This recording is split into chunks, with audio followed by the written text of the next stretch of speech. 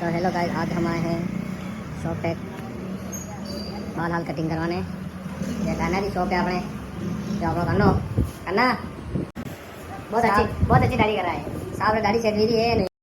कौन है ये लोग, कहाँ से आते हैं? आपने अच्छे बना बेटा। ओ बना क्या हाल चाल है बना?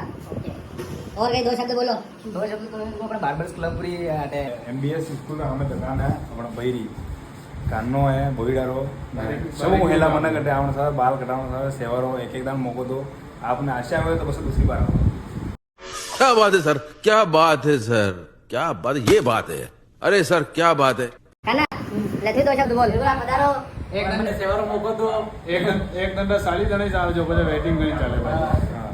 कितने शानदार विचार रखते हैं जी, और कुछ लोग मनोरंजन भी करवाते हैं। ठीक है वाह, तो आप जो शब्द ना दाढ़ी ने बाल ने कटाव जो और तो कई घूम उठाने बे समझदार हो सही।